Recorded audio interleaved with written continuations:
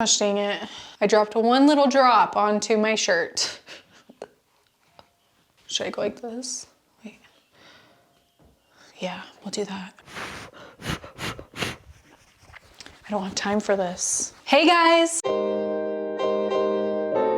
I thought I would show you 7 different creative-ish, kind of creative maybe, ways that I like to display my plants instead of, you know, just like setting your pot there to display, which that's fine too. I like to switch it up.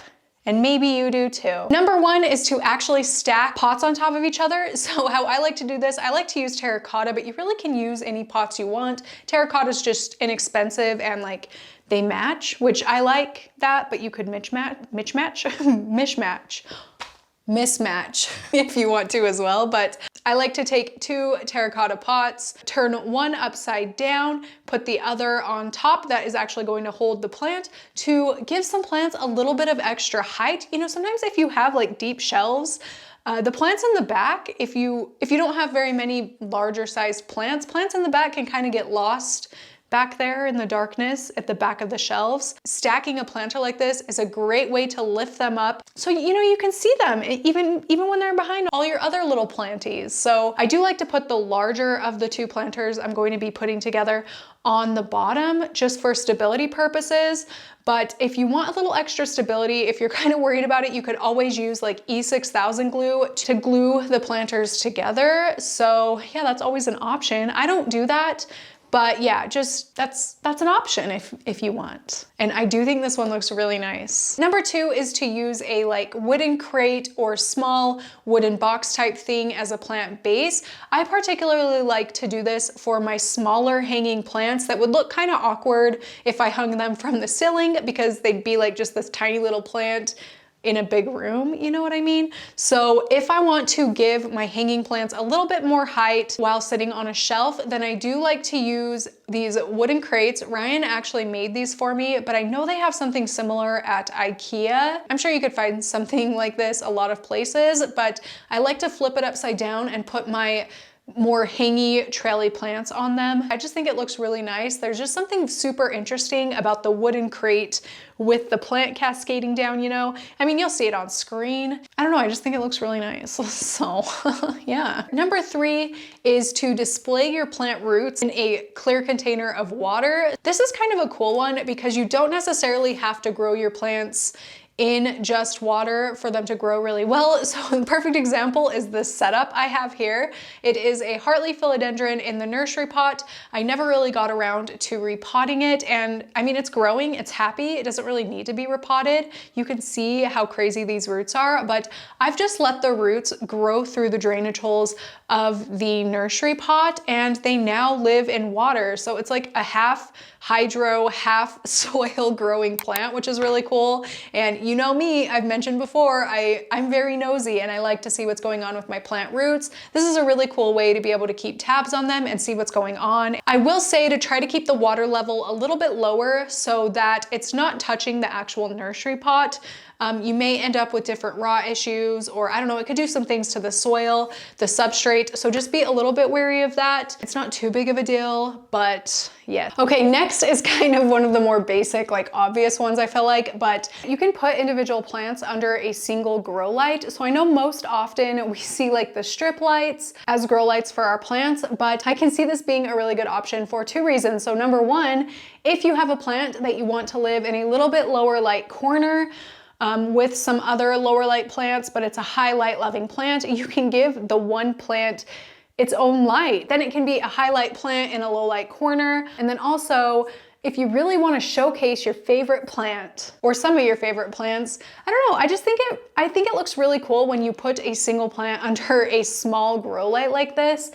It does something really cool to it. So I have a few of these. I've talked about this light in a previous terrarium video, and I love these little lights. They are from Hero Aquatics. I'll have them linked in the description if you want to pick up some for yourself. I want to say they're around $50, but what I love is they have this like they have the like base where you can set your plant, and then they have the adjustable light. It's perfect for like medium to small sized plants, and you can adjust it as the plant grows, or if you want to switch it out for a new plant, you can adjust it to the new plant.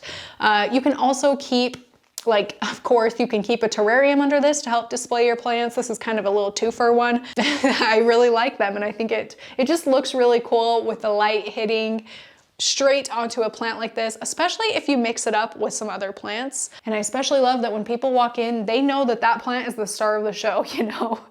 They're under the spotlight. Number 5, you may have also seen in a recent video. It is actually using a standing lamp as a plant stand for like hanging plants. And it looks really cool. It's really easy. These lamps, I want to say, are like $10 at Walmart.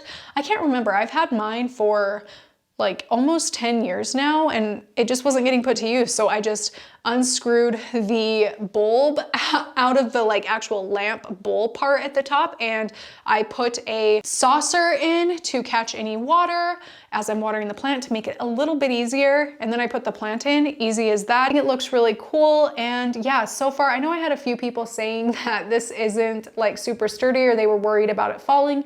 You could always build like a cement base for it, or put something heavy around it. I can't think of something that I would put around it that's heavy. If you are worried about that, those are options. I haven't had any issues with it, and it's been up for a few weeks now, and I have a toddler and 2 dogs roaming around. Not a single issue. Nobody has even come close to hitting it. So yeah, just plan ahead where you're gonna put it based on what little critters you have roaming around your house. I'm pleased.